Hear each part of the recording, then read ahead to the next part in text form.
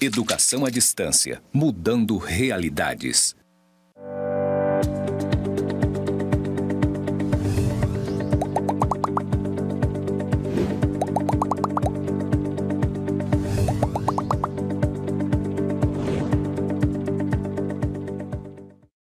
Olá, estudantes! Esta é a disciplina Fundamentos da Administração e eu me chamo Débora Araújo Batista. Neste momento, irei fazer minha audiodescrição, ao qual eu possuo 1,70 m, tenho cabelos castanhos escuros, olhos castanhos escuros também, e estou vestindo um vestido mesclado em preto e branco, um casaco preto e sapatos pretos. O ambiente em que eu me encontro é os estúdios do campus Porto Velho, Zona Norte, ao qual atrás de mim possui uma parede branca com figuras geométricas e a sigla EAD, que é Educação à Distância. Iremos iniciar essa disciplina com a unidade 1, mas antes eu gostaria de falar um pouco sobre a minha jornada profissional, ao qual no momento eu sou concursada em administração pelo IFRO, Instituto Federal de Rondônia, aqui nesse campus Porto Velho, Zona Norte. Estive lotada na administração de planejamento e administração, ao qual eu tive a oportunidade de trabalhar em coordenações como compras e licitações, contratos e convênios, e a última que eu trabalhei foi a coordenação de finanças. Nesse momento, iremos iniciar a unidade 1, falando um pouco sobre a ementa do curso. Sobre a ementa, nós iremos estudar as teorias gerais da administração, as funções e habilidades do administrador e as empresas e estruturas organizacional. Gostaria também de ressaltar sobre o processo avaliativo, que vai ser dividido em 2 etapas, acompanhando as unidades 1 e 2, ao qual terá 5 questões cada avaliação, que será de múltipla escolha. E caso vocês não tenham êxito nessas avaliações, vocês terão a oportunidade de ter a recuperação. Então, vamos iniciar a aula. Sobre a unidade 1, eu gostaria um pouco de falar sobre a nossa vida cotidiana, nossa vida rotineira, doméstica, né? No nosso dia a dia, às vezes nós utilizamos termos que às vezes nem percebemos que é da administração, como administrar o tempo, planejar as compras da semana, ou dirigir o estudo dos filhos para quem tem filhos, ou se não, controlar os nossos rendimentos, né? O salário, aquilo que ganhamos, controlar para que não ultrapasse as nossas despesas. Então, nós utilizamos mais do que percebemos alguns termos da administração. E é a partir disso que nós vamos entender agora o que é administração.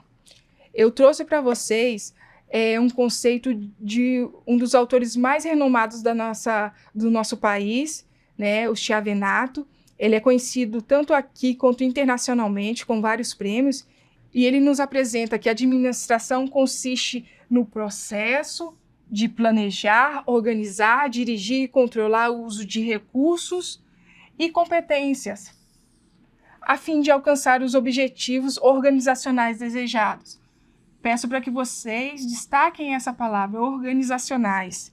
Eu trago aqui um outro conceito também, mais resumido, mais compactado, que fala: administrar nada mais é do que buscar objetivos comuns para a organização. Vocês podem perceber que os 2 conceitos trazem como foco a organização. Mas aí você, aluno do curso vai pensar, mas não é para tratar sobre empresas, né? Como é que fica? Organizações, empresas? Não, onde que as empresas entram? Por isso que nós vamos entender agora o que é a organização, para depois sabermos mais sobre as empresas.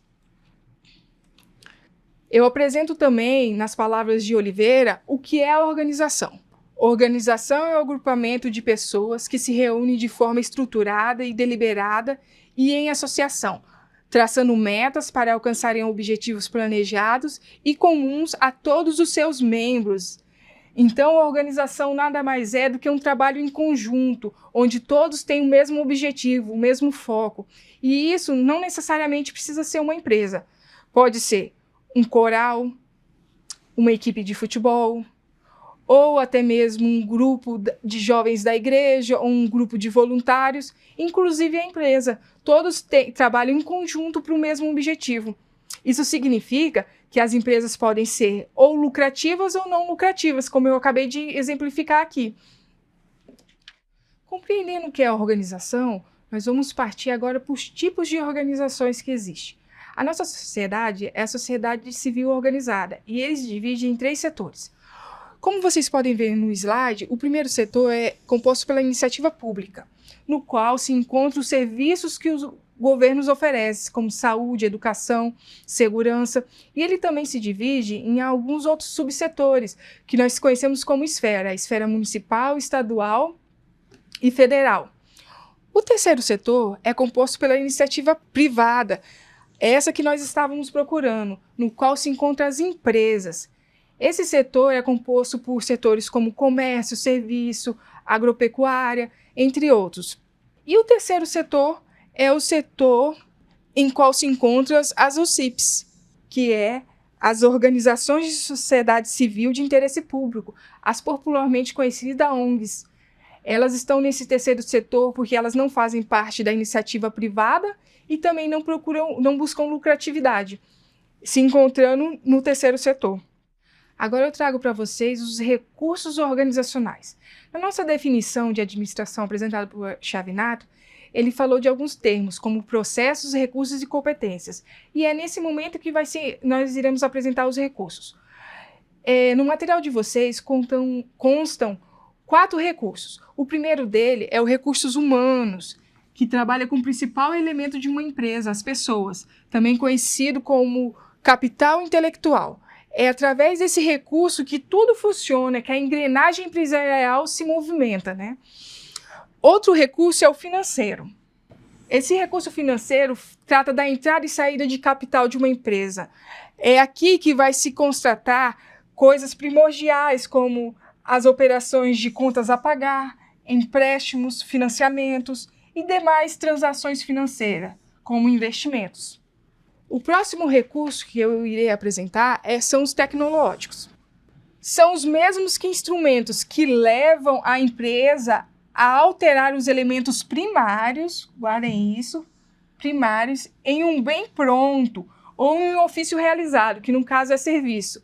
Então, não necessariamente precisa ser algo tecnológico como o computador ou programas de computação.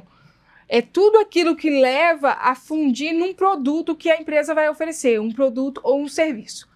O outro recurso que nós iremos apresentar são os materiais, que são as matérias-primas, edificações, maquinários e demais recursos que permitem às empresas a produzir os bens e serviços que elas se propõem. Esses são compostos dos nossos recursos organizacionais. Agora nós iremos compreender a história da administração, para a evolução e história da administração. No material que vocês receberam, vocês podem ver o relato que a administração é mais antiga do que pensamos.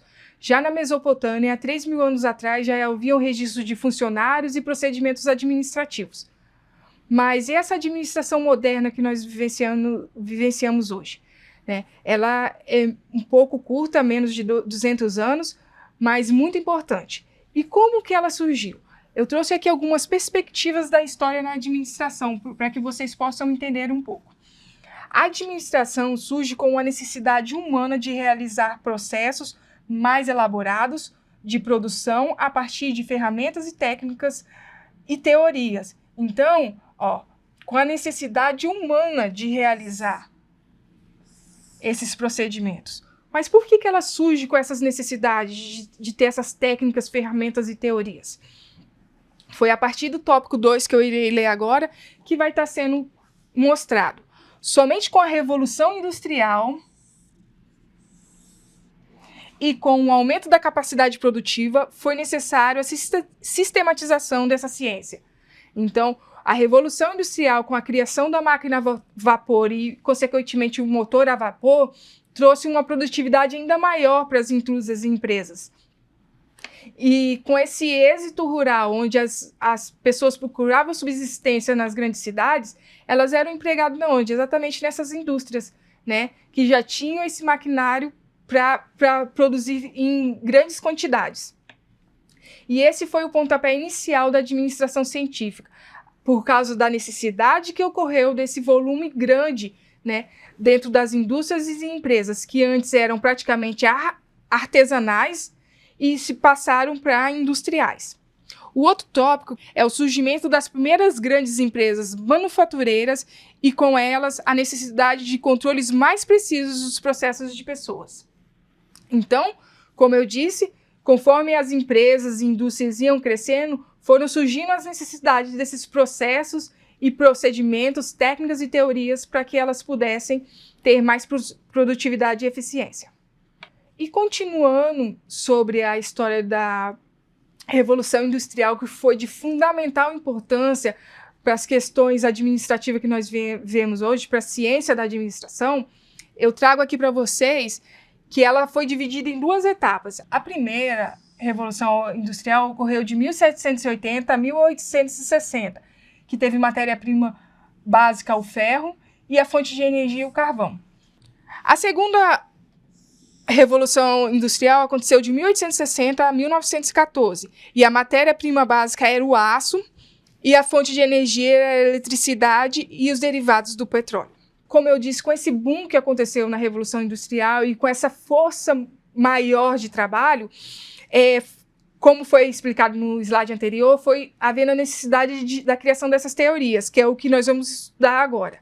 A primeira teoria, ou escola, como conhecemos, né? A escola é que envolve algumas teorias que têm um entendimento comum, que tem ou muito próximo, é a escola clássica. A escola clássica ela é formada pelas teorias científicas e clássicas, criada respectivamente por Frederick Taylor e Henry Farrell. Ela tinha foco, primeiramente, na satisfação financeira do empregado, e contribuiu com a organização do trabalho e especialização das tarefas e hierarquização estruturada e busca pela eficiência na produção. Então, Frederick Taylor, ele era dos Estados Unidos e o Henry Farrell era da França. Enquanto um buscava ali as funcionalidades do chão de fábrica, né, com as teorias de tempo e dos tempos em movimento, o outro procurava mais a organização, como foi dito aqui, na hierarquização da estrutura e na especialização das tarefas. Iremos apresentar agora a escola burocrática.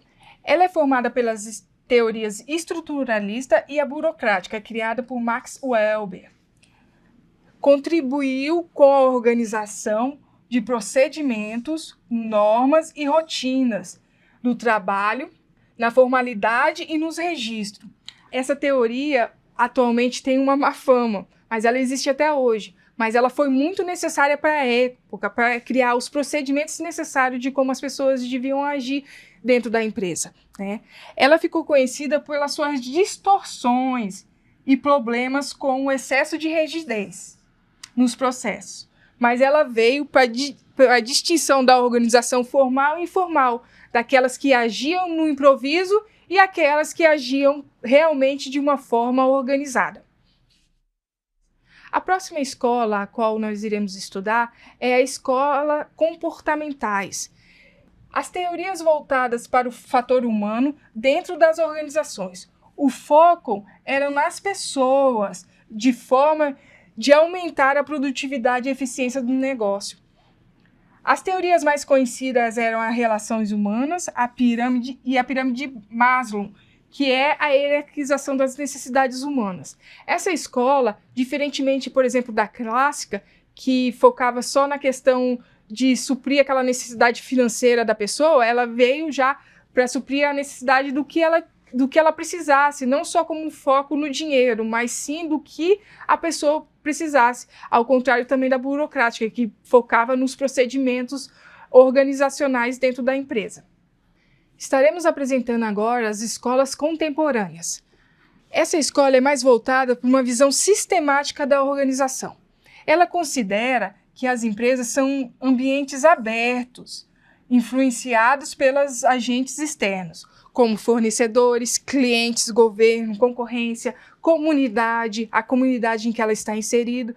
Então, ela não é um ponto isolado, mas ela tem várias coisas que influenciam e que estão à volta dela. Ao contrário da clássica, onde eles focavam na questão financeira, né, de pagar o funcionário, somente de pagar. a burocrática, a qual ele procurava só os processos dentro da organização, na questão de protocolos e nesse sentido, e da humana, onde o foco é as pessoas, aqui não.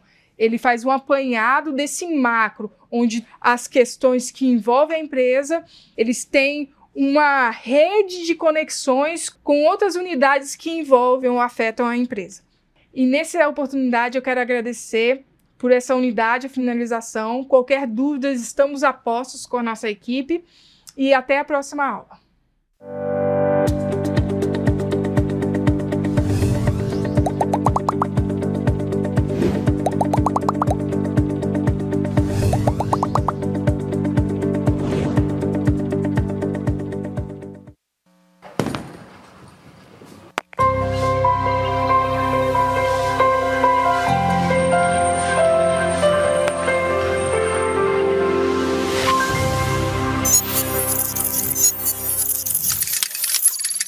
Educação à distância, mudando realidades.